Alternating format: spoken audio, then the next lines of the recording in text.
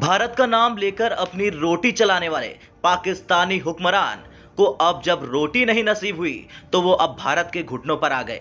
ये बात हम यूं ही नहीं कह रहे हैं बल्कि ये सच है। दरअसल पाकिस्तान भारत के साथ व्यापार करना चाहता है। इसके लिए पाकिस्तान की गठबंधन सरकार ने नई दिल्ली स्थित पाकिस्तानी उच्चायोग के लिए नए ट्रेड मंत्री की नियुक्ति को मंजूरी दे दी है। रिपोर्ट के मुताबिक पाकिस्तान के नए ट्रेड मिनिस्टर के रूप में कमर जमान की नियुक्ति की गई है। पाकिस्तानी सरकार के इस कदम से अटकलें लग रही है कि नई सरकार ने भारत के साथ द्विपक्षीय व्यापार को बहाल करने का फैसला कर लिया है, जो अगस्त 2019 के बाद से बंद पड़ा है। भारत सरकार ने अगस्त 2019 में जम्मू कश्मीर का विशेष राज्य का दर्जा समाप्त कर दिया था, जिसकी प्रतिक्रिया में पाकिस्तान ने भारत से व्यापारिक रिश्ते खत्म कर दिए थे।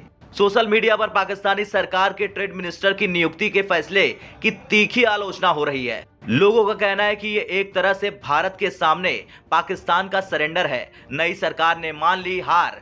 पाकिस्तानी सरकार के इस कदम की भारत पाकिस्तान के उच्चायुक्त रहे अब्दुल बासित ने भी आलोचना की है। उन्होंने कहा, पाकिस्तानी सरकार की कैबिनेट ने हाल ही में कुछ नियुक्तियों को मंजूरी दी है, जिसमें भारत में पाकिस्तान के हाई कमीशन में व्यापार मंत्री की नियुक्ति भी शामिल है। ये चौंकाने वाला कदम है। बासित ने कहा, यह फैसला हमारे लिए हैरान करने वाला है क्योंकि 5 अगस्त 2019 के बाद से पाकिस्तान ने भारत के साथ राजनयिक संबंधों को डाउनग्रेड कर रखा है। हमने अपने हाई कमिश्नर को भी भारत से बुलवा लिया था और इस्लामाबाद में भारत के हाई कमिश्नर को अपने मुल्क जाने को कह दिया था। उस समय कई तरह के फैसले लिए गए थे, जिनमें से एक तिजारत यानी कारोबार पर पाबंदी थी। इस फैसले की आलोचना होने के बाद पाकिस्तान की शहबाज सरकार को सफाई भी देनी पड़ी।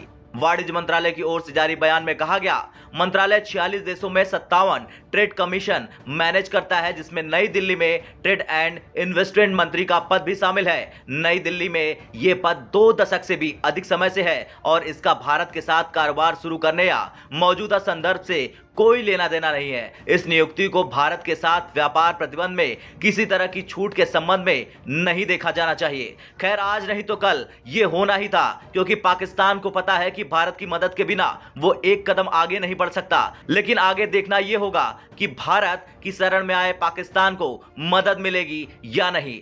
आपकी क्या राय है? भारत क्या करे?